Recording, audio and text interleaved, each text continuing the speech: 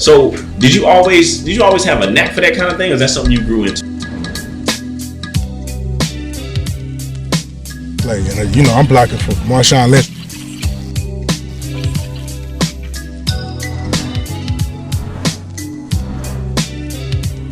Well, I wouldn't say a knack, but I kind of caught interest in it when I was at Bake Home. WNBA draft night, was it crazy? It was definitely crazy.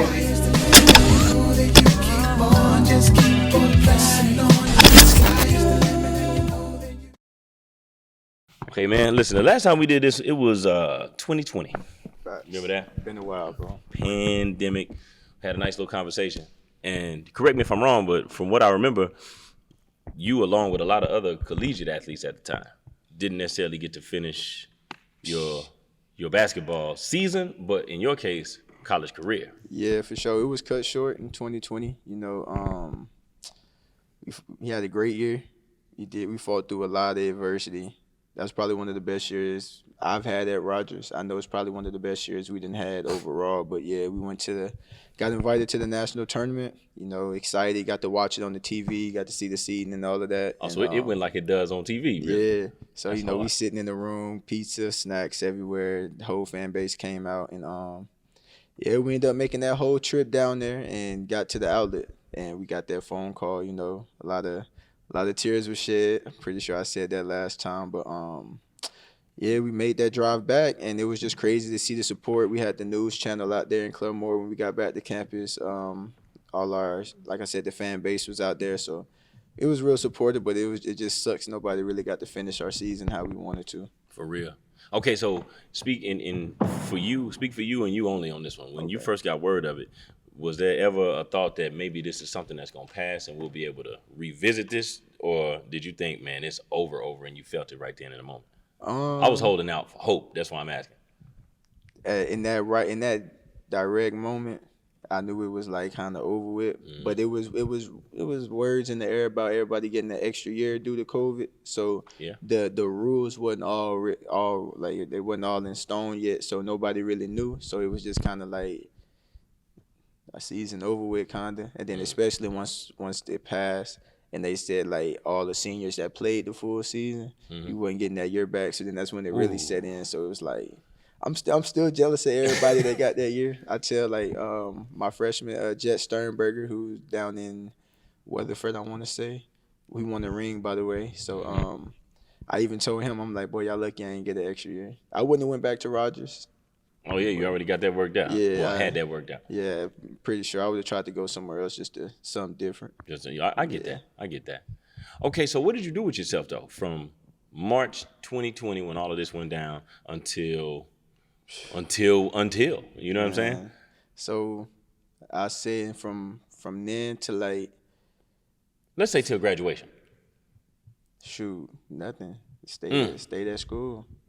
Well, really, we had to leave. We left campus early, so I think I went back to the crib and just chilled. We didn't even have a real graduation. No working out, none of that? Didn't even touch a ball? No weights, none of that? It wasn't really serious, you know what I'm saying? It's all season, so, we kicking it or whatever. But like I said, we didn't even have a real graduation. We wasn't going to walk. I'm at my auntie house, you feel me? Sweats on, J's on, watching. We got like a little slideshow going across the TV, so it's not even a real... You know what I'm saying? My mom's got mad. I can't even remember what. I put a picture up there and some type of quote. My mama got mad, so obviously she didn't approve. But I don't even know what I put up there. So you just halfway did it just to do it. Man, listen. But I get it though. I ain't gonna hold that against you too much because I mean that was the unforeseen circumstances, man. Never seen anything before it. Hopefully we don't see anything after.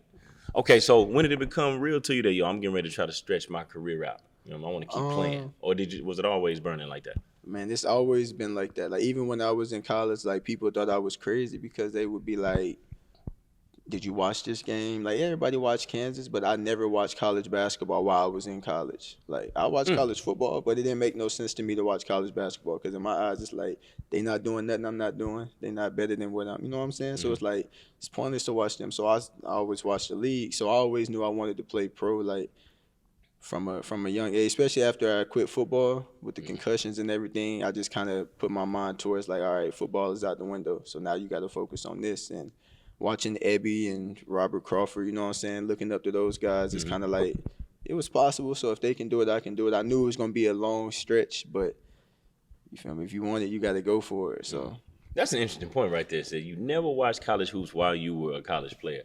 I mean, it's surprising. I never heard anybody say that, but it makes sense though, because it's almost like watching your peers. yeah, it's pointless. Like it's just it don't make no sense when I can see these same guys if I go to a regular gym. Like I get basketball is basketball, but it's like if I want to be better, I got to see better. So I'd rather watch the pros than to watch.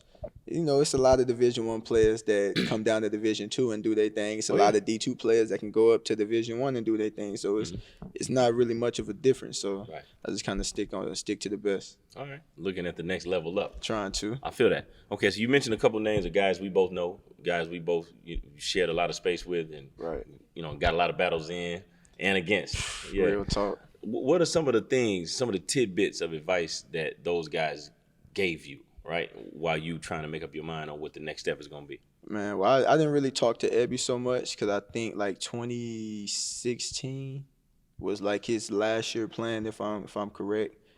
Maybe. So I ain't really speak to him. You know, he was doing the family thing with his business and all that. Only time I really saw him was in the Skins League when we used to drive up there. So Rob, I still talk to. Matter of fact, I just had a long conversation with him not too far ago.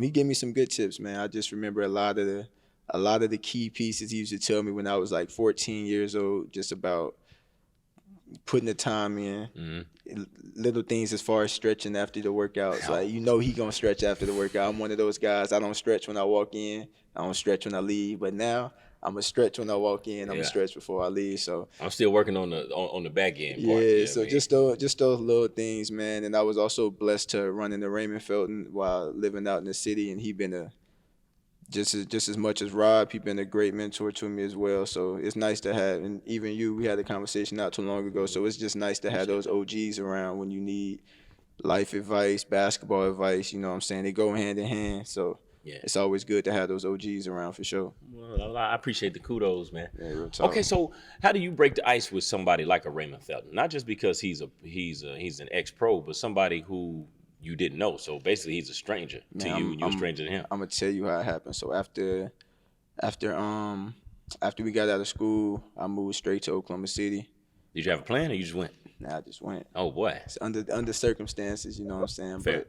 I went and got a lifetime membership. So I was just made my own schedule. You know, in high school we got up 4:00 in the morning. Same thing at Rogers. We up 5:00 in the morning working out. So I'm like, I want to keep that regimen while I'm still working.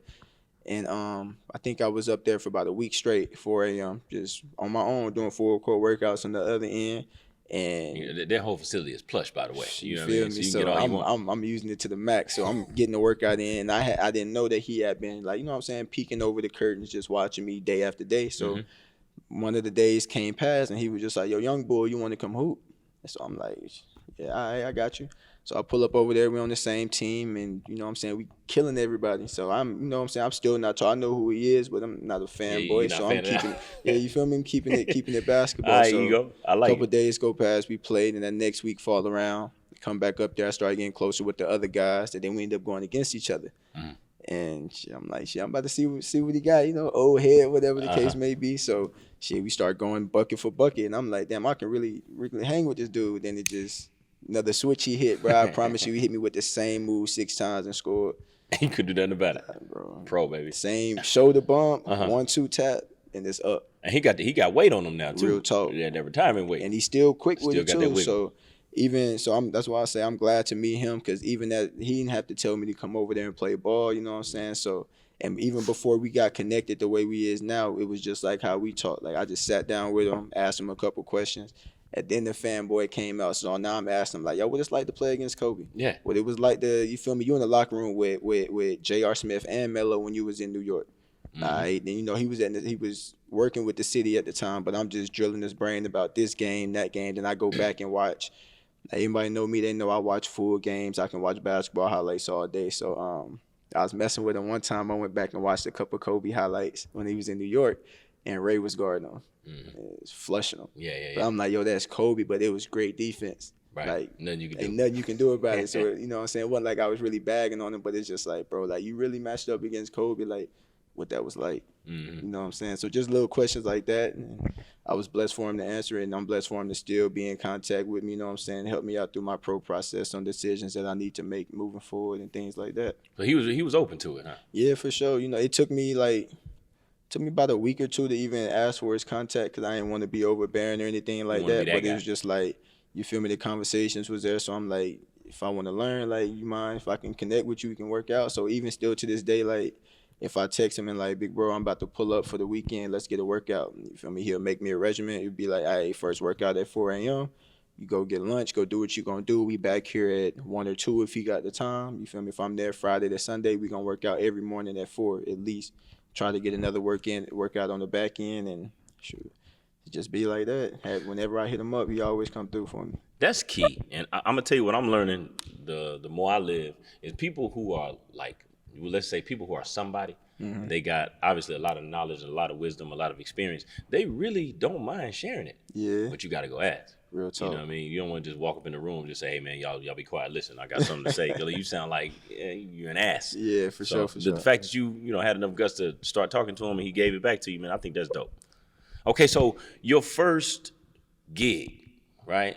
Once you got your first gig as a legit pro, first of all, how long from, let's say, graduation until when? I can tell you exact dates, bro. I need them. It's been treacherous out here. It's can rough. tell you exact dates. All right, well, talk to me. So I graduated May 18.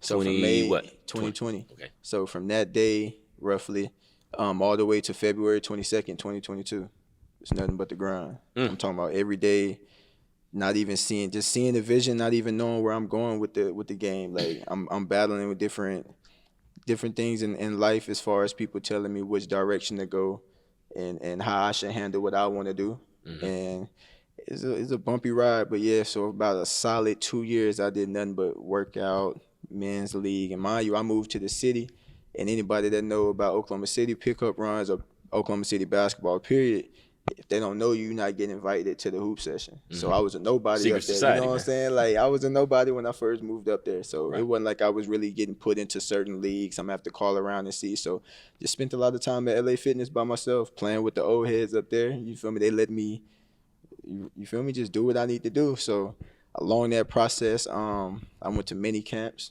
drove out to Atlanta. And you had to fund them yourself. Yeah. So drove out to Atlanta 2 or 3 times, 2 trips to Memphis, countless trips to Dallas. These all on wheels. Driving. Yeah, it's tough, boy. You feel me? So every camp I went to, it was always a common denominator. They asked for the film. Once I send it to them, they be like, all right, you can come to the camp. Once I get there, I do my thing. All of them say you don't score enough. So it's like, based off my film in college, you would think that. Yeah. You PG. Yeah, I didn't average much, so I wasn't understanding that. So I say after a year, so we into 2021 now, I just start working on scoring. Again, I'm still at Lifetime, going every day, and it got to a point to where the people in there knew they just playing for fun, but they know I'm playing for a different reason. So they telling me like, hey, don't be afraid to take over in this pickup, but they telling me like, don't be afraid to go get your buckets, like whenever you need to, whatever. And it helped that Ray was out there, especially if we was on the same team, because there would be times where, you feel me, you just go. And he'll stop at half court and it's whatever I got to do, you know what I'm saying? And if I do something wrong, he'd be like, why you take that many dribbles? If you want to do this, you better take 2, boom, boom, get to your spot, whatever you're going to do and do it. And it took, like I said, it took a year of him doing that. So now I remember the last time I went to Atlanta, man. First of all, anybody that's out there, I had to learn the hard way. If you're looking for agents, don't pay nobody. That was my first mistake. So you basically paid up front. Man, I paid this little, I don't even know what man, listen, bro. Blankety blank. Yeah. So I paid him a little fee. He was supposed to be working for me, supposedly. I felt like I was working for him. I'm still finding my own camps as well. So he invited me out to Atlanta, man, talking about the top 3 players get to go to Germany and try out. I'm like, I bet. So I called my cousin, like, yo, Kenfo, let me come stay out there with you. Get to Atlanta. Mind you, I got one thing on my mind. I done went to 7 different camps. Everybody telling me you don't score. I'm not passing the ball. Like, you feel me? Like, I'm going in straight like that. Like, I'm not passing this ball. So I get down there, 3-day camp, I obliterate everybody. I'm talking about I'm running through everybody in front of me. If I remember correctly, I probably had 25 plus all 3 games. So in my head, I'm like, I'm finna go to Germany. Was this a 1-day deal? 3 days. Okay, so it's a game a day. We played 2 games a day. 2 games a day, And okay. just blistering people. So get to the final day, last game, do good. Get to the little exit meeting, and he just kind of tell me, he was like, man, I'm sorry, you're not the top 3. I'm like, what? So now I'm about to get disrespectful because I'm like, who out here better than me? Right. You feel me? Like, and you supposed to be my agent. Like, what you talking about? Whose side are you on? You feel me? So I hit him with that question. I'm like, what you mean I ain't top 3? He was like, well, Germany looking for bigs. I'm like, so why did you tell me to come down here? You feel me? So Got you. that left a sour taste in my mouth, man. So I just didn't. I still don't have an agent now due to that reason because I'm just like, I don't want to get got again. Right. I know not to pay up front, but like, I ain't even have a relationship with that dude to the point to where I felt comfortable working with him. So now that I know what I know, I gotta, the next agent, you know, we gotta go hand in hand. You gotta see what I see. We gotta be on the same page. So how do you search for an agent? Like, how does vetting that deal even start? FIBAagent.com. So okay. It started, I had a few agents in my book, just talking to Rob. He told me to go on there, but 2020, 2021, I won't say I was locked in on the court, but as far as the business side, I wasn't willing to put that extra effort to actually go through, search every agent in Australia, look them up, write their info down. You know what I'm saying? I wasn't willing to do that, so I went through the fire. But let me get back to basketball. So went through all of that in Atlanta, didn't get the final 3. So now I go back to Oklahoma City, and I'm doing the same thing over and over again, just going to the gym.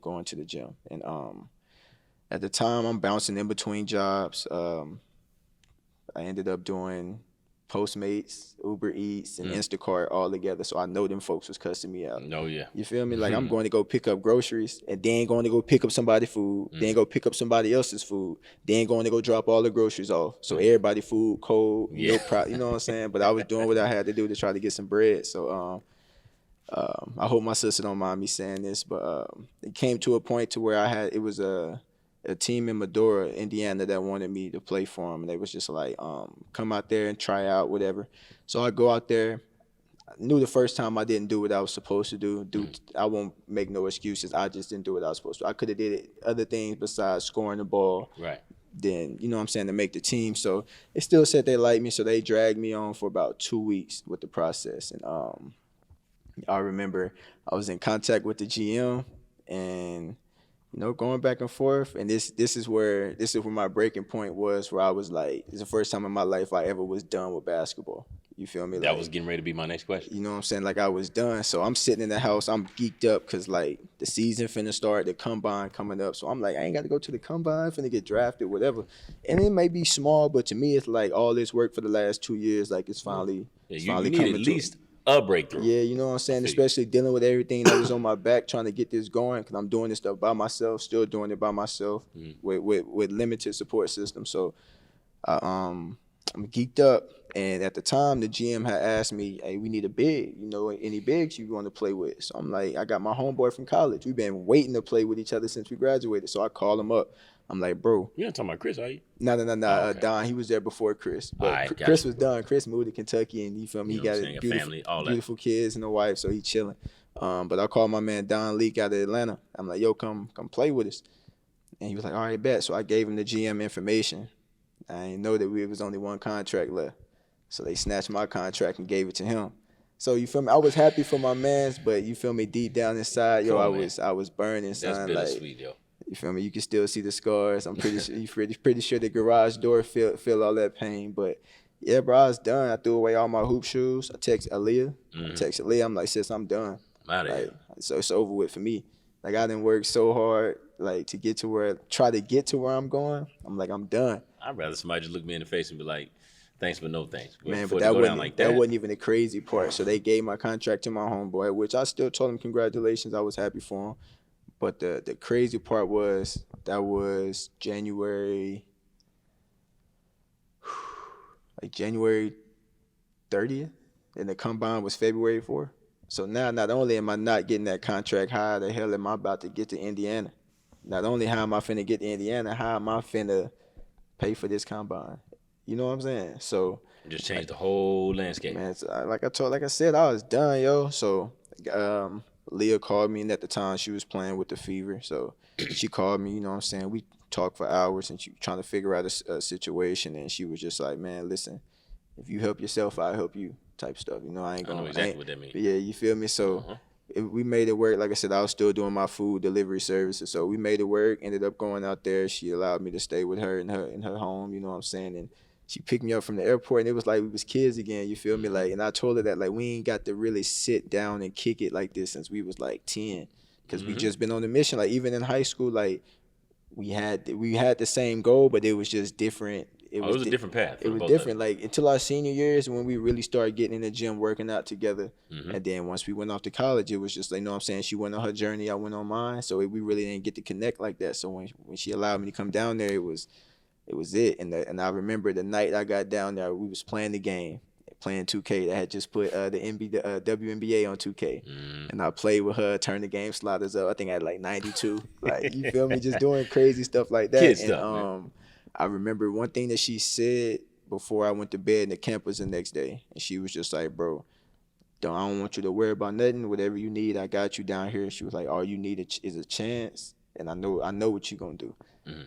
And that right there just, I don't know, it just sparked me. So I went to the combine, and I had seen a couple of dudes that was there that had been to at other camps that know me. So when I walk in the gym, not to sound like cocky or nothing, but like, you know, a few people was like, damn, like that's TD right there.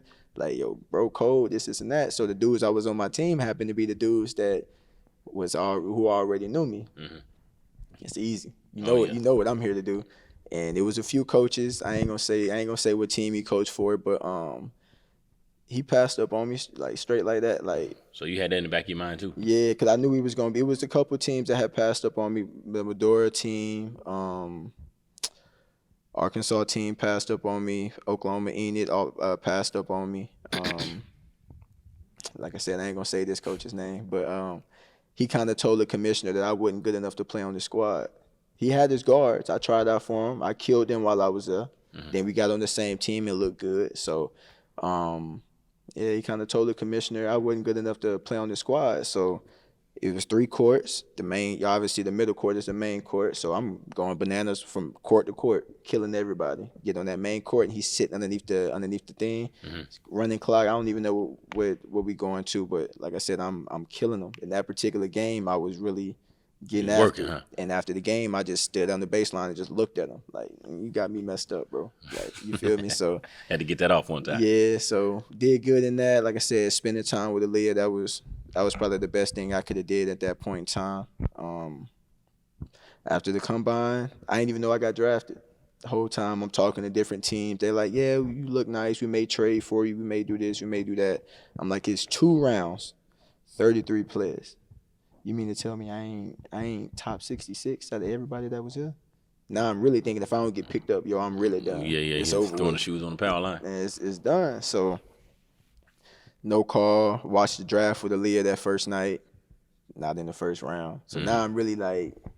You didn't even watch the second round? Nah. Oh, okay. I was going back to the crib. Jumped on the plane. I'm in Chicago. I get a phone call from a team in Indiana. They was like, man, we gonna draft you this, and that. And I'm bored, and so I can barely hear them. They're like, we gonna draft you second round, whatever. And still talking. Shit, before I know it, we in the air. Call drop. Yeah. I'm like, fuck, I'm going somewhere. And so I don't even know how to think. So I land in Oklahoma. A couple of days go past. They traded my pick to a team in Florida. And that's where the bullshit started. Right. So, I do remember being in contact with you during that chapter when you were on your way to Florida. Man, listen, dog. But before we get to that chapter, I want to talk about your psyche, though, because, listen, even the most driven person, the toughest person you could think of mentally, at some point, doubt got to creep in. And if anybody says that it never happened, I would have trouble believing that. So Did you ever deal with some of that? Yeah, for sure. And I don't like to compare things, but it's definitely hard to not look at peers and see like my best friend Elijah, like we've been through the grind together since we was 17. You feel me? Going back to AAU days. So, and then even TJ Washington, been playing with him since we was, you feel me? And one day is back in Bigsby, you know what I'm saying? So doing his thing just seeing Lindy Waters, Played with him AAU, played against him in college. So just seeing my homeboys just go out there and just wreck and shop, just doing what they do, doing what we've been doing since we was kids, and it's just like, damn, like I'm proud of them. But like, when, you know what I'm saying, like, am I not like that? Like, you know what I'm saying? Not to compare my basketball career to theirs or to compare myself to them, but it's just like seeing them do that motivated me to try to get on their level or try to, you know what I'm saying, do something with myself. Because everybody know you from Muskogee. Don't nobody want to leave Muskogee and come back. Or he was good in high school. He was good in college. But shit, he just back in Muskogee. Like, that was one thing I refused to let that happen. So it's like, I had to overcome that doubt and be like, nah, bro, you gotta push past it. Like I said, I was almost done. So that counted as doubt too. So it was tough, yo. Like, it was tough. I went through a lot of shit by myself. You feel me? Just any of it you care to share? Without pulling the curtain back too far? As far as what? Some of the stuff you went through, some of those silent battles you just touched on. Man. Stuff you've been through that maybe nobody else would know. Maybe outside of myself, because we talk a little bit. Yeah, I don't know, bro. I had a lot of long nights, especially before going to Florida. But it was just like I said, battling just family issues. Not really issues, but I say lightweight issues on certain situations, making things get more difficult than what I felt like it had to be. Yeah. But you still got to, it's two sides to a story, so you still got to see the other person's side or the other family side when you considering doing something and your decisions affect everybody else. And I wouldn't necessarily caring about the other side. It was just, I got to get this shit done and I got to get it done now. You had a singular focus. Yeah, and it's still kind of like that, but I'm learning to move different ways. But I'll tell you one moment that I had that really inspired me. It really made me grow my hair out, to be honest with you. Like I said, I was done playing ball. Had a night where I just sat in the garage, no lights, no music, no phone, just a candle. Yeah. I just sat there, bro. Just whatever I had to say, I was just in the comforts of just my bubble, and I was just getting it out, like all the things that I wanted to do, the things I was scared that was gonna happen. It was hard, bro. Like, I'll tell you one particular reason why I really just stayed on my grind is I lost my best friend. It was like right before. It wasn't right before. It was like August 13th. Was already going through the rough patch as far as trying to stay on the grind, whether to give up basketball, this and that. And I remember he posted a picture on Facebook. Just got his little Gucci fit, customized. You know what I'm saying? But anybody that know RJ, like, you probably remember him. But never had much of a relationship with him, but I knew who he was. Anybody that know my bro, like, he real humble. So like on that particular picture, it just gave me flashbacks of when he got his first car, like '06 Cadillac, back end drop. You feel me? No airbags, no heat. He riding through Muskogee, sweating. Like, but he loved that car. You feel me? And he was always happy about it. And he always used to say, like, you got to stay down till you come up. And that's easier said than done. Yeah. And at the time, I didn't really know what he was talking about. Just a punchline, just living. Right. So I'm going through the shit that I'm going through now, and I just remember him putting on that underneath that Facebook post. He was like, "Bro, I love you. Like, just remember, like, I'm trying to show y'all that it's bigger than what we see." Like, you know what I'm saying? By this time, he had found his hustle, moved out of Oklahoma, got a wife. You know what I'm saying? He living in Arkansas, doing his thing. Yeah. And I'm like, damn, yeah, like, you feel me? You right. So everybody commenting 6 days later, he got killed. So that was like a tough moment for me, because it was just like, besides Aaliyah and obviously my family, I don't think nobody else really believed in me like he did. Like, and even Aaliyah can vouch for it. Like, when he was behind you, like, he was 10 on 10 behind you. So that going through that, it was kind of hard, but it was just like, if I'm gonna do it, I'm gonna do it. Like, you feel me? That's why, like, anywhere I go, even if you look in my travel bag now, I got this obituary with me. Even when I went to Florida, when I went to Belize, I always kept it with me, because it's like, bro, like, you the motivation. Like, you did, you stayed down and you came up. So it's just like, I got to keep pushing. You feel me? So and it sounds like he just got his break before you. Yeah. You know what I mean? Okay, so check this out. Before we jump to the Florida chapter, do you hold that against people when maybe they don't believe in you to the degree that you believe in yourself? I do, but I shouldn't. It's unhealthy. You feel me? I shouldn't really care about whether other people believe in me, as long as I believe in myself. Because even if they do believe in me, to a certain extent, they not making nothing happen. Right. I still got to stand 10 on 10 and make something happen for myself. But it do get to a point to where I shell myself off in certain situations when I feel the support not coming. But by now I'm used to it, so I try not to let it get to me, but I have my moments. Yeah. We all human. Human, man. Yeah. For sure. Facts. Okay, so that Florida chapter, man. Let me sit up in my chair for this shit. Tell me that. If this was a movie, it'd be a fun listen. Man, if this was man, listen. Honestly, bro, it was so crazy. I honestly thought about writing a book when I got back from Florida. That's how crazy shit was down there. Like, just on that period alone, huh? Man, just on that alone, I could write literally. It might be stretched out a little bit. I have to really go into detail on certain dates. Like, I remember dates. Like, when I'm about to run this down to you, I can explain to you. You feel me? I can really break it down. Oh yeah. On what would. So yeah, I was really wanting to write a book. I want to do a lot of things that I ain't got no knowledge on doing yet. But it's all good, man, because that seed is planted. I'm gonna try to make it happen. I got some smart friends around here somewhere. They can do it for you. Real talk. All right. So, how did the Florida gig come about? What part of the state of Florida? Because it's a pretty big state. How'd you get down there? What'd you do when you got down? I need all that. All right. So like I said, I got drafted by the Indiana team. They traded me to Florida. Right. So the thing was, here's the tricky part. So I'm new to the TBL as well as anybody else, but they coming up, you know, more teams, more exposure, more knowledge, whatever. But it was some misleading information as far as to how the things was gonna go. So when I got drafted, it said that I got a contract to go play in Tampa, Florida. So I'm thinking I'm already on the team. You did. That's what I didn't know is that contract was just kind of like a slip to, kind of like a pass to go to the last day of training camp. And it was like you still had to prove that you can make this team, right? Which is understandable. So I'm like, all right, now I got to really gear up. I had just had my baby girl. I left February 22nd. My daughter was born February 11th.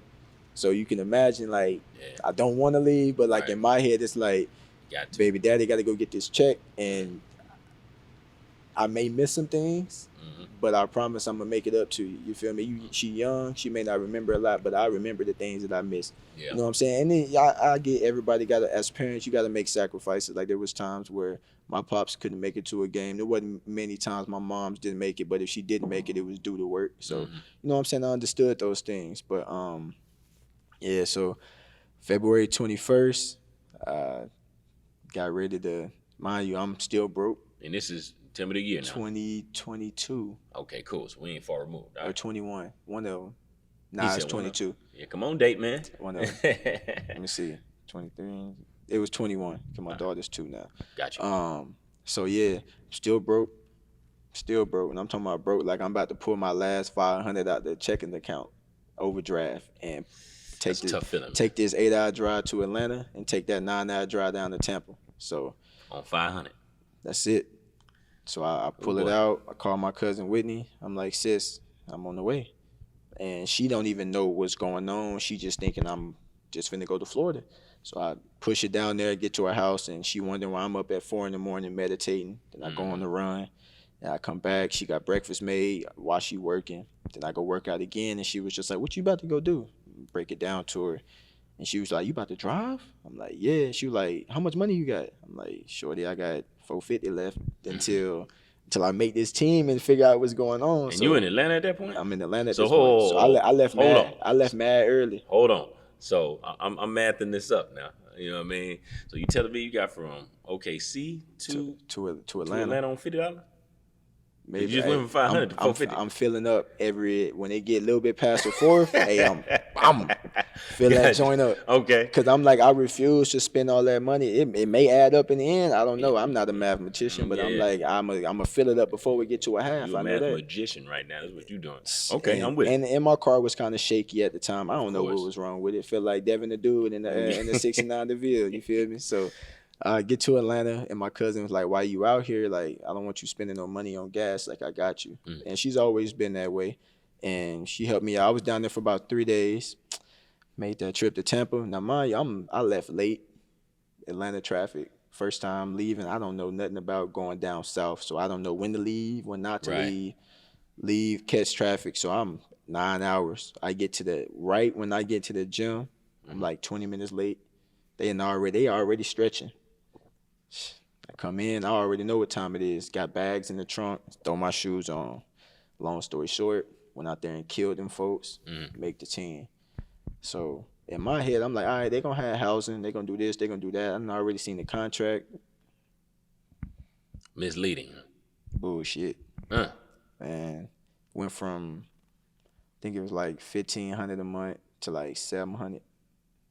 I don't know nothing about Florida at this time. I'm thinking $700 cool. Find me, you know what I'm saying, whatever I can find. That shit ain't even work. Them boys didn't even offer to get us a house. And I ain't know the game. The owner was from Florida, and this is how he saved money. So if we got drafted, we from out of state. By the time the combine come around, when you hear that, the first of all, they don't even tell you they not getting you housing. They just bullshit you like, we gonna get you housing. We gonna get, and I won't say they, because some of the TBL teams, they are well taken care of. So I'll correct that. Tampa Bay Titans bullshitted and said we wasn't gonna have, they was gonna get us housing. So I'm believing it. Luckily, I'm gonna get on that. But they told us we was gonna get housing, and this was his game. So if you from out of state, they was just expecting you to quit because wasn't no housing. Yeah. But they not gonna tell you that. They just gonna keep pushing you along like, oh, go stay here, we'll get it right until, you know what I'm saying? So I'm like, I ain't got nowhere to stay. So I called my mom's best friend. End up staying with her. All right, I'm backtracking. What they would do was keep every player that was from Florida and get rid of everybody that's not from Florida. Why? Because he ain't got to pay for housing. Now, would they just flat out get rid of you, or they just squeeze you basically until you quit? Be like, nah, this ain't worth it. Nah, like you cut. Oh, wow. Take your ass back home. And it wasn't necessarily like that, but it's just when they cut communication, now you got to figure out. Obviously, when that list come out, you ain't on the list. What else you need to know? You know what I'm saying? So it was like that. So like I said, I went to go stay with my mom's best friend, and without being too disrespectful, because I still appreciate that they allowed me to stay in their house for as long as I did. But this came to a certain situation where I woke up one morning and her and the owner of the house, which was her boyfriend, having a conversation that I didn't really want to hear, but I was gonna hear it anyway because I knew it was getting there, and it was kind of like he didn't really see basketball as a job. Granted, they wasn't paying me much, and I hadn't been paid yet, so I'm just sitting, not really trying to sit around the house, but like I'm there. Yeah. You dig? And that was my first lesson to overstaying your welcome. So it was about 5 a.m. The conversation kind of went about either he gonna pack his shit and get out, or he gonna pack his shit and get out. So you feel me? Hearing that, I'm just like, fight or flight. So I packed my shit, gave them their garage, opened it back, and I bounced. Yeah. I ain't had nowhere to go. So that was a little bit after my birthday. So I say like March 18th, 19th. So from March 18th to 19th, mind you, we still about to play games. We still got practice. I still got everyday training, and still ain't got paid yet. Remember that. So I'm still off this 500 I done poured out. So now I'm probably about 2 something while I'm out there. And you can make a dollar stretch, brother. If I ain't learned nothing else throughout this conversation, you can do that. So so like March 19th, I just went to go. I ain't had nowhere to stay. I ain't know nobody. Like my homeboy Shaq, I'm pretty sure when he see this, he gonna laugh. When I got to Florida, I ain't talk to nobody. Right. Like when I made the team, we in practice, everybody like, hey bro, what's up? Cause my mental still fried from leaving the crib, cause I don't know what's finna happen here, and I don't know you cats. So it's like I'm not finna be overly friendly, cause I don't know you, and I don't know what's finna happen in this next situation. So, like I said, I left their house and I went to go sleep in the car. So I worked out every day at LA Fitness. So I drove. It was probably about about 40 minutes from where I was staying, and every night I just made sure I was at LA Fitness before 11 to take a shower, you feel me, brush my teeth, maybe get a last little workout in, go to the parking lot. Before they close, huh? Yeah, and sleep in the car. So I did that for about 2.5, 3 weeks before my homeboy Shaq figured it out. And by the time that happened, we was going on our first All-Star break. So now he mad at me that I'm not telling him what's going on, you know what I'm saying? Because me and him connected and got a bond going. But I'm still doing my thing on the court. Nobody knew. Nobody questioned it. I'm still averaging 25, you know what I'm saying? They not knowing I'm going from the car, waking up at 5 in the morning, going to gym, get a workout in, wait for my trainer to get there, get a workout in with him, go get lunch, then go catch the ride, drive 9 hours to North Carolina, South Carolina. Were y'all on buses? Hell no. How y'all transport? Man, listen, bro. We used to rent SUVs, vans, but we ain't had no damn driver. So guess who driving? Not the players, man. Guess who? Bro, I drove 8 hours to North Carolina, pushing it. Everybody was like, T, you drove down here, go ahead and drive. I'm like, shit, all right. Step on it. You feel me? That is some AAU So stuff. just imagine you sleeping in the car. You drive 8 hours to go play, finally get to sleep in the hotel, play the game, then you got to drive another 3 hours to South Carolina, play another game, sleep in the hotel, then drive back to Florida, get in your car to go sleep in your car for the next whatever. That's a hell of a routine, though. You know what I'm saying? So I did that for a minute, and like I said, it was close to All-Star break. So finally, he let me stay with him and his people for a little while, and I met a good friend out there. She helped me out as well because I ain't even have money to come back home for All-Star break. Like that's how. That sounds like a college student who can't quite make it home for the holiday. You feel me? And it wasn't like we was getting a whole $700, $750 up front, like on the first of the month. So they would give us $300 here. Then we go on the road. They'd give us a little bit more. Then when we get back, they'll give us the rest of our check. I'm like, bro, I'm a grown ass man, dog. Give me my money. You garnishing $750 is kind of ridiculous. You feel me? And I think that's why I am the way I am now. I will get to that when we get to the Belize story. But so yeah, still, I don't like having to ask another person for some money that I work for. Yeah. You know what I'm saying? So It don't make much sense. getting frustrated with that, still staying in the car. Then my man hooked me up with this old lady. She was nice starting off, but she was hell to live with, man. Hold on, you saying this as the visitor? Bro, she was hell to live with, bro. Like, Okay. I was honest with her up front. Like, you feel me? She wanted $800 a month. I'm like, I can't get that to you. I'm only making $7. So she was like, give me $5. I'm like, That's more than half. I'm like, I can make that work, but it's like, damn, that's a lot. I already ain't got no insurance on the car. I ain't had no insurance for a while now. Yeah, you just gambling. I couldn't even pay it. I ain't had no bread. Right. I'm struggling at the crib before I even came out here. Who's selling cars without making you get insurance, G? Man, listen, I had it. Oh yeah. I couldn't afford to keep up with it. I got you. You feel me? So That's real life going on. and I couldn't even afford to pay my phone bill. You dig? So it was times out there where shit, I ain't eat. You feel me? Times out there where, you feel me, I'm asking back home for certain. When I was asking for money back home, like I really needed it for gas. Like you can even ask my pops, bro. I sent him a cash out for exactly $5.79. He laughed at me. He's like, "What you doing this for?" I'm like, "Nigga, I'm hungry. I'm finna go get a pizza from Little Caesars. That's all I got. I ain't got no bread." Yeah. You feel me? So That answers one of my questions because I was gonna be like, based on the type of budget you on right now, Bro, you got a hell of a regimen. Bro, it's but I know tough, you were yo. eating like complete crap. my auntie was laughing at me the other day. She went to Walmart. She was like, "What you want?" And I be still stuck in that mode to like survival mode almost. And I be like, "Nah, I'm cool." I still don't accept a lot of help from people just because I asked for help in Florida and that shit just got thrown back in my face. So it's kind of like I'd rather just go through shit on my own You and just go ask without. you know what I'm saying? So my late night snack was the little Tostitos chips, some gummy bears, and a Sprite. I ate that every night. And then go sleep on it. Hey, to the point to where the cashier at 7-Eleven where I was sleeping at, he already had it behind the counter. He knew what time I was pulling up. What up, T? Boop, boop, boop. Cash App card, I'm out of there. So back to this hellhole I lived in the second one. So We agree on 300, right? So I'm moving her. Whoa. Your negotiation skills. You feel me? Okay. I told her straight up, I can't give you that 5. All right. I can give you 3. 3 sound a hell of a lot better. So I give her 3. That was, let me see, I got back from All-Star break April 19th. So about April 21st, April 23rd, I moved in, gave her the 300.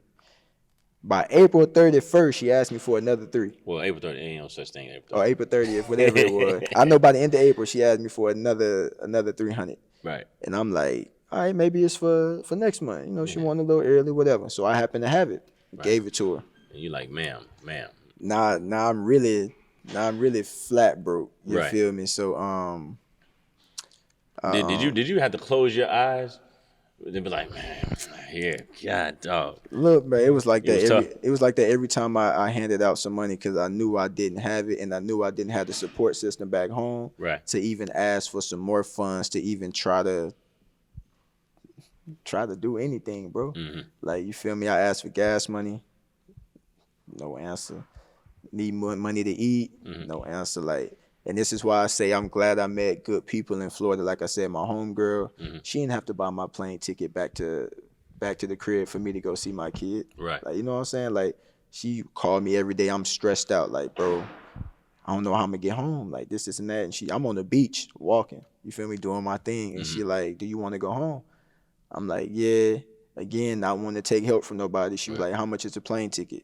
I'm like, shit, too much. How much is a plane ticket? Yeah. I'm like, bro, don't worry about it. She was like, do you want to go home or not? I'm like, yeah. She was like, so I'm going to tell you again. Look up the plane ticket price. Tell me what it is, and we'll fix it. At what point of the season is this? This is midway. Oh, so we still talking All-Star break? Yeah. Okay, so cool. about right before I moved into her spot. But she bought my plane ticket, got me back. So when I came back, like I said, I'm living in her house, barely any money. This is how hectic it was, bro. I go to wash clothes one day. I go to the gym. I come back. My shit soaking wet, laying on the floor. She in there getting her hair done, talking crazy about me. This young MF think he can just wash clothes in my house, da-da-da-da-da. Right. So I'm not trying to be disrespectful. I'm like, yo, what's up? You don't pay no extra goddamn bills in here. You gonna wash clothes?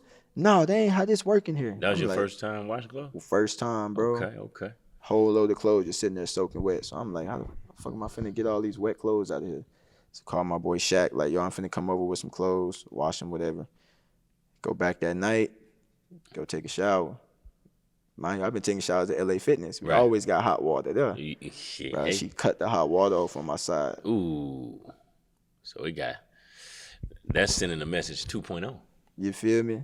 So I'm like, God damn, I can't even take a warm shower? And she letting me know, like, and ain't no hot water over there either. All right, so now my wheels are spinning, bro. Like, I'm twisted in the head, but I'm trying to stay locked in for basketball because I know why I'm here. And not even at that moment were you thinking, yeah, I got to get out of this. You just thinking, you still thinking about how to try to make it work. Because in my mind, I'm like, I need to film. Because without that film, who gonna pick you up? Right. Same way as college, you go to transfer, you ain't got no film, don't nobody know you. Yeah. So it's like, Get in the portal for and work. I'm killing too. Like, don't nobody know what's really going on. They don't know I've been sleeping in my car and I'm doing this and doing that. Because when I get on the court, it's sanctuary. I'm killing everybody. You feel me? Like, so yeah. So she got mad about the clothes, the hot water. Now, mind you, we still going on the road trip. So just imagine you paying this lady to live in her house, right? No hot water. You can't wash clothes. All your stuff in there, your shoes, everything you need to live. You get back from a road trip. You already paid her the $300 for the month. You get back for the road trip, and she locked the door and tell you, you're not getting in my house until you give me $150. You're not getting in this house until you give me another $200. You're not getting in this house until you give me another $300. And it's just like, that's not what we agreed on. So you can imagine you've been on the road all day to come back to a house and sleep in your car in front of the house where you're supposed to be sleeping in. I'm hot, bro, because I ain't got no bread to keep forking out. And just, you know what I'm saying? I had a homegirl that lived in New York that helped me out a lot at this time. Like, just sending some stuff to you? Just mentally, bro, because she been through the grind, you feel me? She hooped in Germany. So she telling me, like, T, like, it's all gonna work out, like, you feel me? And she was helping me out with the finances as far as that, but it was just like, she was like, just, you gonna be all right, like, old lady in there tripping right now. And, bro, I just got fed up one time to where I gave her my last little piece of bread. And she let me in the house and was talking shit. I'm talking about just right here. Violating. Bro, it took everything in me not to say nothing. And it's how I knew I was at my boiling point, because I just started laughing. Yeah. I laughed the whole time. Again, fight or flight. Packed my shit that same afternoon. I'm back in the car, back at LA Fitness. You feel me? And LA Fitness not everywhere I slept in, but I was The all car over. though. Yeah, I was all over Tampa. I'm talking about downtown, rich hotel parking lots, because they had the nice towels off in there when you go take a shower. You feel me? Yeah, bro, I was everywhere. So, and again, still doing what I do on the court. But if it wasn't for the great people I met down there, like my trainer, first of all, this man worked for free for the team, not getting paid for the team. Every day, 7 o'clock, he met me at the gym. Never knew I was sleeping in my car. Never told him anything. He didn't find out I was sleeping in my car to the end of April, almost going into May. And from that day on, every Friday he would fill up my gas tank. Oh, that's Just a cause super blessing. Just cause he knew, like, obviously, bro. Here was my day. You wake up at 5 in the morning to work out. You work out from 5 to 10 roughly.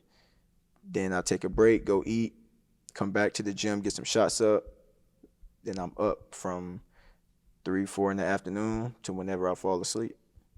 So I ain't got nowhere to be. Everybody else going to, I mean, you feel me? My homeboy out there, he was head of security, so, and I met him out there. So you feel me? If I wanted to go out, I got free sections, I got free bottles. But after a while, it was just like I was using that just to try to escape from how I was living every day. Which I think is understandable. You feel me? So it's like I go out on Thursday, Friday, and Saturday. I'm getting lit, because it's like I know when Sunday come around, I'm back to reality. So it's like while I'm out here, and it wasn't like I was faking my lifestyle, because it wasn't like I was just out there, oh, I got this bottle. It's like, nah, like I'm in a section by myself. I don't have nobody with me. Like I'm in a big, like a section about as big as this circle. I'm in here just chilling by myself, because I know what I'm going through mentally. It's like I don't even want to be around nobody right now. Like, you bring everybody energy down. Man, not to. I just couldn't do it. So, I used to fill up my gas tank every Friday, bro. Used to call me right before workouts. Hey, where you sleeping at right now? All right, meet me at this gas station at this time. I'm gonna fill up your tank for the week.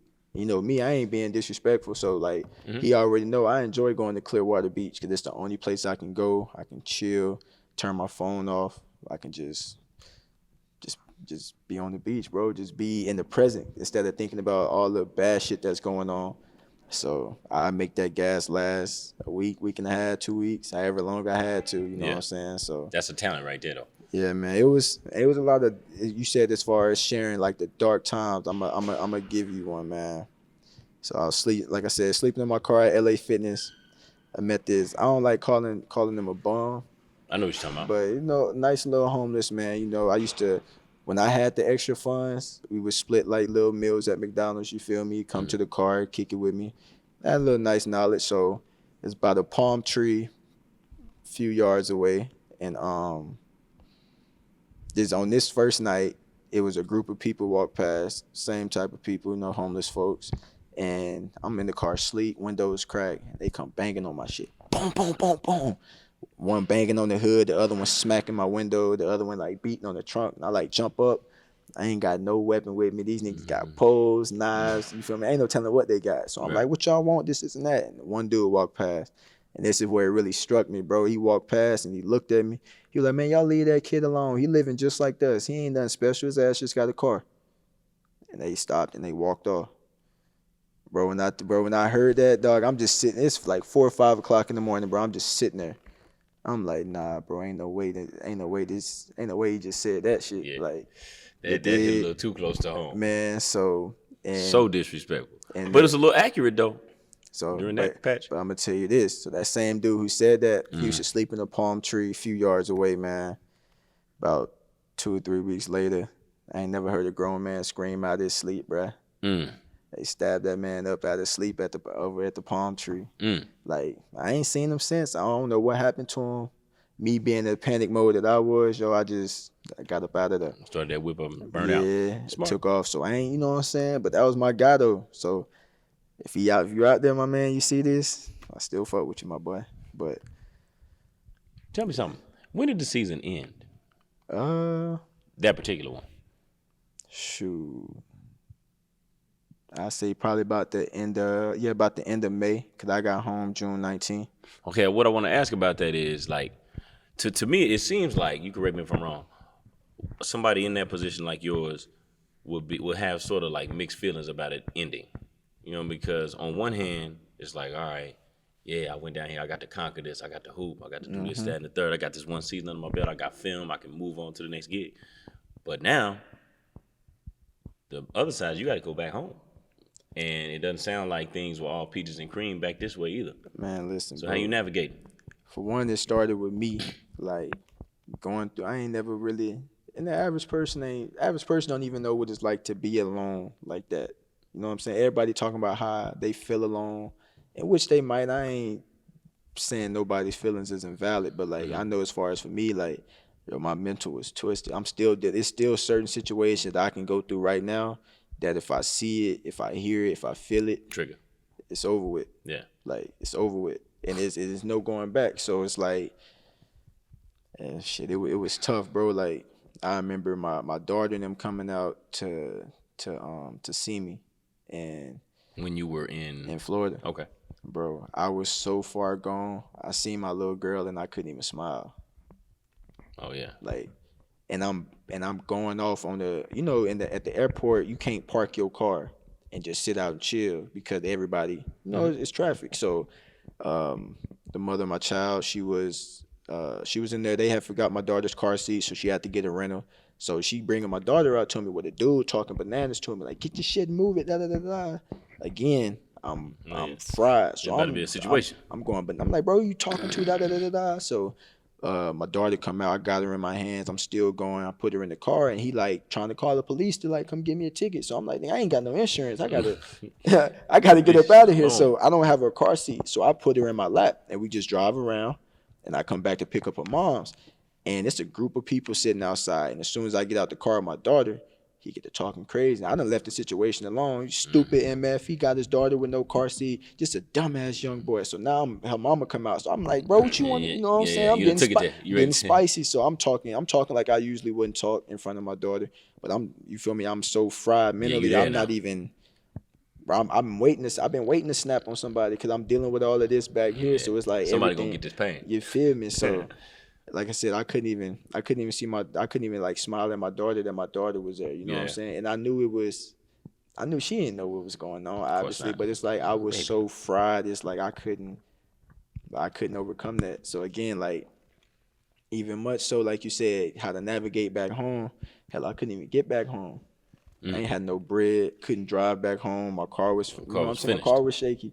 So it's like how everybody like, well, you the one that decided to stay out there. Why you just ain't come home? 'Cause it ain't that easy. Yeah. You feel me? I got two things to do. I got to get this film, and I got to focus on how to get back home. Y'all telling me why you ain't just do this? Yo, it ain't, you know what I'm saying? Easier said than done. Yeah, sound good. So I stayed out there probably about another 3 weeks trying to just scrape up money.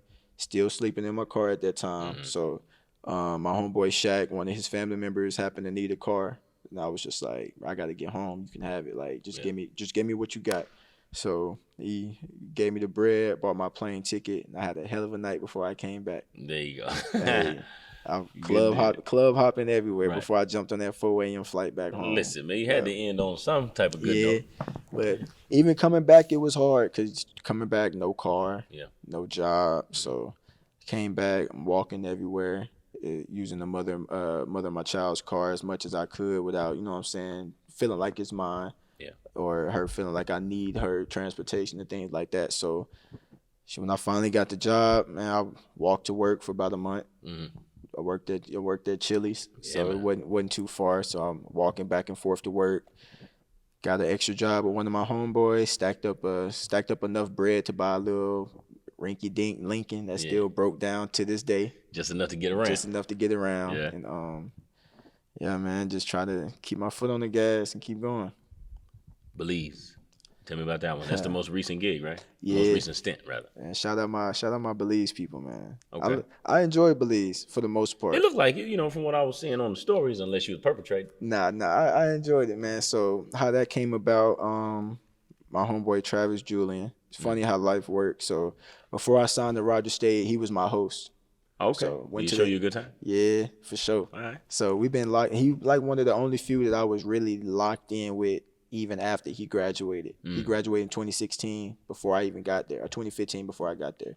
So what, 7 years later, he hit me up like, you want to go to Belize?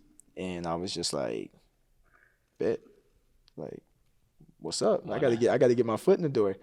Not knowing how things is. He kind of telling me what it is, but he trying to make me make my own decisions. You know what I'm saying? I know exactly what you mean. He know the dirty business that it was over there, but he like, maybe it's gonna change this time, this and that. But we really wanted to play together. So I'm like, all right, so for about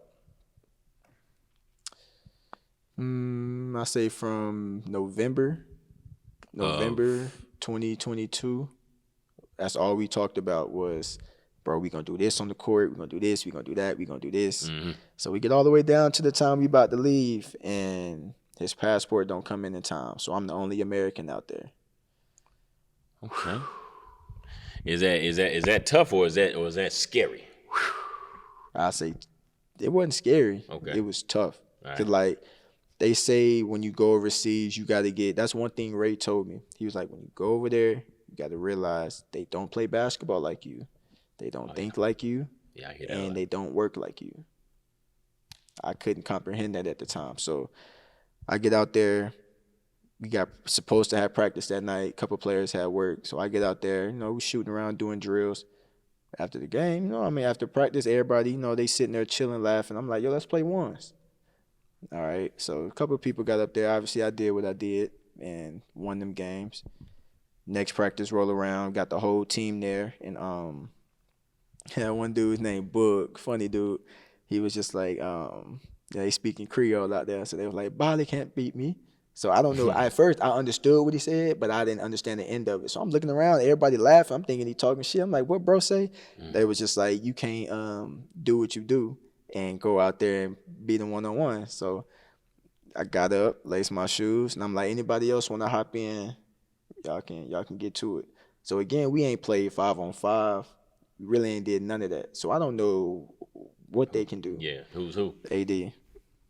You could align 12 people up along this sideline. Bucket next. Oh yeah. Bro, if we keep in score, I probably went 15, 20 straight. And I'm just looking like, damn, this is easy. Then everything started rolling in. First game rolled around, we ain't had practice. You feel me? Oh my goodness. They not like the team. You know where we come from. You got to put that work in. You come from programs. They don't see it that way. So they not in the gym like we in the gym. You feel me? So when you be like, let's get up shots, 10, 10, 10, 10, 10, 10, 10, 10, 10, 10, they out. It's only 100 shots. And you didn't even say 100 makes. You feel me? So Ray was right. So I'm in there going crazy. I'm like, how the hell y'all expect to win? And y'all ain't even, you feel me? I'm like, bro, I'm not passing y'all the ball. Y'all not even, you want me to give you the ball to shoot this corner three, and you ain't shot it I ain't seen you shoot yet. You feel me? So it was a lot of that. So the first game was okay. Every team was granted 2 Americans. So they not knowing, everybody that's on the team, the country already knows them because they've been there. Don't nobody know me. Right. So first game I come in, baby. guns blazing, 25. Everybody was like, all right, you pretty good. Second game, 22. Again, never seen these type of defenses before. Like first game they guarded me man to man the whole game. Cool, I can do that. Second game, 94 feet. Yeah. Boxing one in half court. Oh yeah. So now I'm like, had to earn this one. I ain't never seen a boxing one. I ain't never been that player that forced a team to box and won me. Not in not AAU, not high school, not college. Right. So it's like, how the hell am I finna navigate through this? Right. I figured it out. Mind you, we lost the first game, lost the second game. So I'm like, all right, we figuring each other out. We still not having practice. We don't have a real coach. Like when I say a real coach, I'm talking about a coach that could even somewhat draw up a scheme for us to be successful. Yeah. Like it was bro, I done had some terrible ass coaches in my basketball career. On one hand, and it was younger days. But that one by far he ranks up there. But he wasn't a basketball coach. He was just a person that ran the gym that they needed in order for us to get into the gym. You know what I'm saying? So He's a placeholder. yeah, so he was me and him getting into it because he's trying to be a coach. Mind you, we losing, but he's taking me out the game. So in one game, I snapped on him. I'm like, bro, stop taking me out the game. He was like, you need to come sit down. I'm looking like, bro, we down 5 in the third. We're at the end of the third. If I come out this game, we finna go down 20. Come out the game. All right. Down 25 to start the first. To start the what? Start the fourth. That got bad quick. You feel me? So I'm like, dang, lose that game. So now we on the 4th game. My boy Trav finally get there. And Two Americans. Again, they double team me the whole game. Still finished with, I think that game I had 34. Maybe I had 34. And they efficient games too. That question was coming because in my mind I was like, he's out there jacking. The first 3 is inefficient. Right, but cool. As I started figuring out my spots and how they was guard me, it got a little bit easier. But yeah, it was tough, man. It was tough. I ain't never scored this many 20 games, 30 games in a row in my career. But it was good to do it because it just showed me that everything that I worked on is in play. Like, I'm scoring at all 3 levels: layups, free throws, threes, mid range. So it was nice to see. Yeah, it was nice to see my game all come together. And the scary part is I'm only 25. Yeah. So I ain't even got my prime yet. Right. So it's like I still got a lot to work on. But like I said, the Belize experience was nice. You feel me? Again, I'll tell you, we didn't have practice. They wasn't in the gym, and it got to a point to where they fired the placeholder. Right. So now it's like, okay, you fired me. Watch this. Get y'all ass out this gym. Power play, baby. So you can imagine I'm going to the gym to get a workout in, and he looking at me through the glass. No, sir. Ain't gonna happen. I'm like, yo, what's up? Management not talking to us. They telling us, yeah, you can go to the gym. It's open. It's open. They not telling us they ain't even paid the bills on the gym. That's the reason why he not letting us in here. But over there, I won't say they scared of Americans, but they don't want Americans to, you feel me, get bucked because they don't really know how to handle it. Right. So it's like when we over there turning up because we can't get in the gym, they over there, they sinking down and they sink. So I'm like, bro, what's going on? So over there, word spread like wildfire. Yeah. So once one person know, once you get the trigger, everything from north to the south, you gonna find it out. So ended up finding out the truth, and everything wasn't what it was. I guess you could say that's my part. A lot of false paperwork that they had. As far as the finances that was supposed to be there, was like, I tell my homeboy, like I told him today, I feel like we was getting paid with Monopoly money, money that wasn't really there.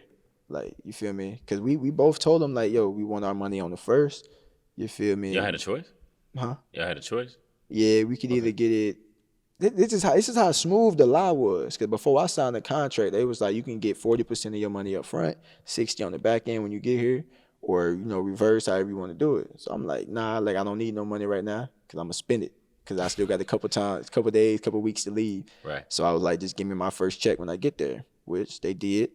But after that, it was always complications. And I don't mind you, I just went through complications in Florida, and I told them the same thing. So I told them, if I feel like I'm getting gypped or I feel like I do in Florida, I'm leaving. And it was just the owner wasn't really fooling with us. He was lying to us, leading us on, and blaming it on the co-owner blaming it on him. Yeah, passing the buck. You know what I'm saying? We got a dude on ground, and he not doing what he's supposed to do. So I'll tell you one game where the whole bad infrastructure sound like, man, business was, and they thought that I was wrong and being rude for telling them, like, yo, y'all business is fucked up, man.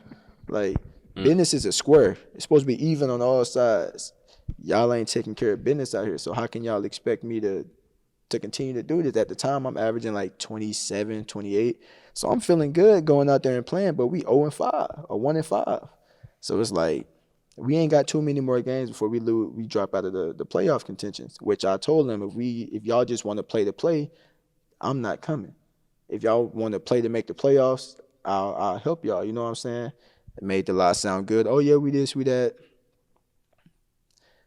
The team here. Paid vacation. The team here that you coach, you take your best 5 players and you match them up against them without me and my boy Trav, you got a game. Not to say that they gonna win, but you got a game. You coming at them, ain't you? But it was like that. But I'm being real, bro. That shit was. You can imagine being out there with 3 other players that ain't on the same page as you, or 5 other players that's not on the same. Matter of fact, the whole team, they know you want to score, but they so I'm from here. This is my district. Yeah. I want to do this, but it's like, bro, you're not like that. Like, you want to do this, your ass can't even make a free throw. Like that. You want to do this, and you can't even get to the rim and do this. Like, was there friction between you and your teammates? Yeah, right. It was unspoken. I get it. It was unspoken. So like, just tension. there was games where I'd be going off. We losing, but I'm going off. So, you know, feel me? Once you get to a point to where the game is out of reach, yeah, I'm playing for stats. At this point, it's an audition. I got to make it look good for the, you know what I'm saying? I'm still playing the game the right way, but it's like I got to get mine at this point. And got to a point to where like they just looked me off, not like purposely not passing me the ball. So, you feel me? We had contact. Obviously, you want the ball, give me the rock. So it was a lot of those conversations, and just kind of work through it. But I'll tell you one game where everything changed as far as teammates, as far as the country. I won't even say the country, because the country still rock with me and my teammate. But I'll say our district, where everything changed. So like I said, word spread like wildfire. My birthday, you're supposed to have a game. Now, anybody that know me knows I've always had a game before my birthday, on my birthday, or the day after my birthday. Just because of where it's at? My whole entire life, 25 years, it's always been like that. So I've never had a problem playing on my birthday. The issue was the business. They had already missed it. First of all, we were supposed to get paid every 15th. They followed no contract guidelines whatsoever. So now it's just like, if you don't want to follow this contract, I don't have to be here, because that's what's in this contract. If you don't follow it, it's dead. I don't have to be here. Right. But I'm still pushing it because, one, I need to film. Again, TBL wasn't enough.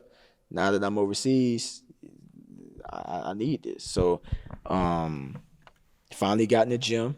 Mind you, we still late on pay, and I told them, like, yo, y'all don't pay me by 8 o'clock, I'm not going. They thought shit was a game. Didn't pay you by 8, huh? Dude, now mind you, I done told the head owner, I done told the co-owner, and I done told the dude on the ground, y'all don't give me my bread by 8, I'm not going. Well, I didn't know that the dude on the ground had my money since 10 o'clock this morning. So you can imagine how I'm feeling. Like, bro, what? How'd you find that out? Word talk. There you go. Feel me? Word of mouth. Yeah, so people had already seen him come in the bank and pull the money off. So it's like, all right, whatever. So I'm still in the gym. 7:55, I send another message. I'm like, bro, I'm not playing. Like, I want my money before 8. 8:15 hit. I already took a shower, taking my sandals off, not come on the door. I look at him. He come in. Hey, bro, I get my money, go sit right back down. No small talk. Now, he know I'm not going to go play. You get on the bus tomorrow? I'll let you know. Oh, well, I won't be there. I'll let you know. So my homeboy, the same thing. Wake up in the morning, they leaving at 8. My homeboy look at me like, you going? Mind you, it's my birthday, so I got my drinks right here. I'm like, yeah, drinks. You got a pocket full of money. I ain't going nowhere. And you got your ego. Like, I told them boys, like, y'all been messing up on business the whole time I've been out here. Right. I'm not going, bro. Regardless if it's my birthday, I'm not going. For one, I'm not driving 8 hours to go take an ass whooping. Again, you knew that was gonna happen. We haven't practiced for a week, AD. We ain't, matter of fact, it might have been 2 weeks. We play every Saturday. We ain't played. So March 11th, take that back, 6 days? We ain't practiced all that week. We ain't practiced none leading up to my birthday. So it's like, why would I step on the court with y'all? And they playing funny with the money. Why would I do that? I feel like a damn circus out here. Like, everybody's showing up to see me score 30 and we get beat by 30.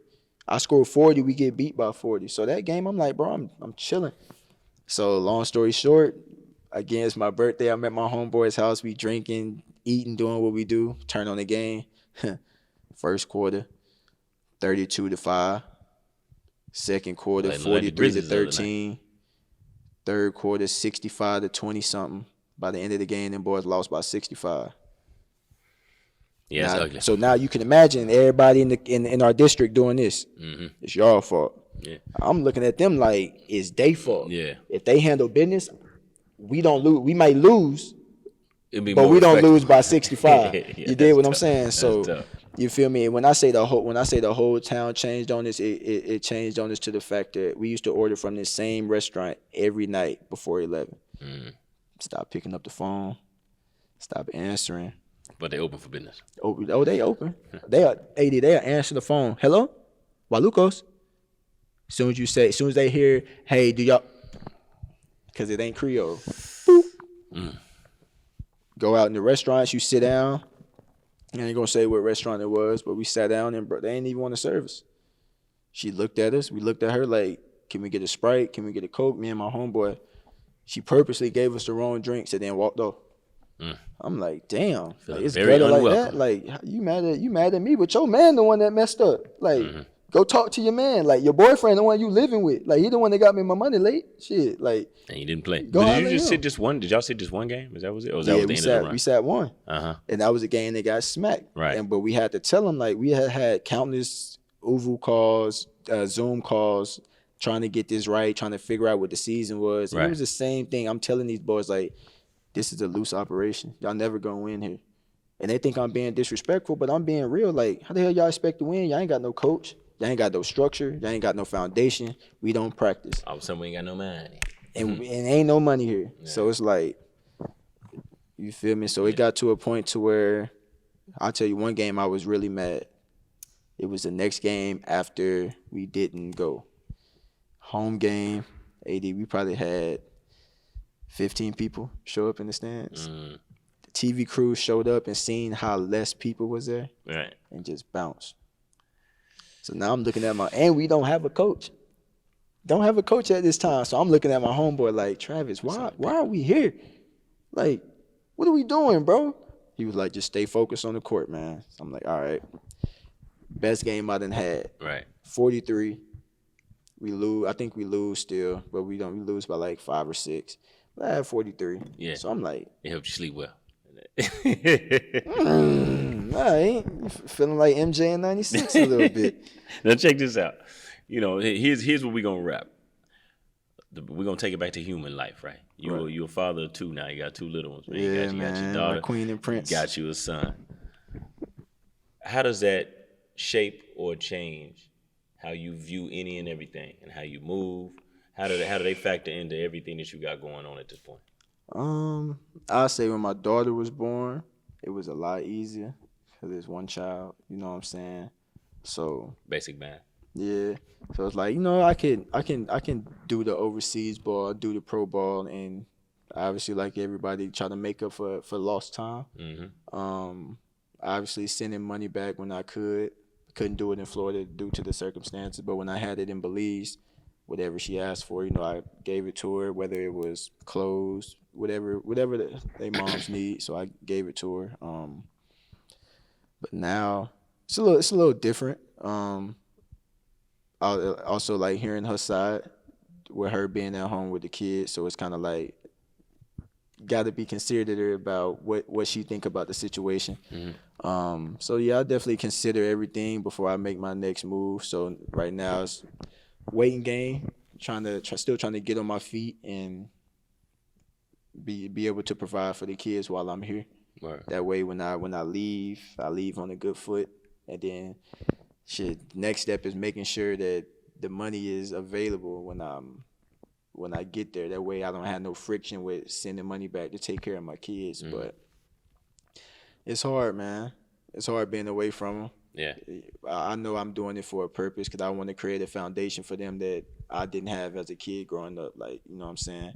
Not that my dad had his money issues, and my mom's always made sure I was taken care of. But there was certain things that I could ask my moms that I couldn't ask my dad for. You know what I'm saying? So I don't want my kids to have to grow up like that. And the way I was going and the way I was headed, it was looking like that. You know what I'm saying? I couldn't keep up on bills, couldn't keep this, couldn't keep that, blowing money here. So I ain't want my kids to grow up and be like, well, I couldn't ask my daddy for this, or I couldn't ask you for that. So if I'm already be gone with however long I'm gonna play ball, which is not forever, but I want to make sure I'm there for them. So like we spoke on the other day, it's about how present do I want to be in their life when it come to continuing to play basketball. Mm-hmm. So I think that that's part of the game plan as well, because I do want to coach my daughter if she decides to play basketball, and even if she don't, like I still want to be there for her to take her to Whatever she decides to do, gymnastics or. You know what I'm saying? When I first got back, I drove up to Oklahoma City and just took him to the park. She liked swinging. Put her on the swing, let her smile, let her run around. So it's good, man. I love it. That's dope. I like it. Well, listen, man, I give you 2 things. Keep working, but keep making adjustments. I got you. My man. For sure that. You know how we do it.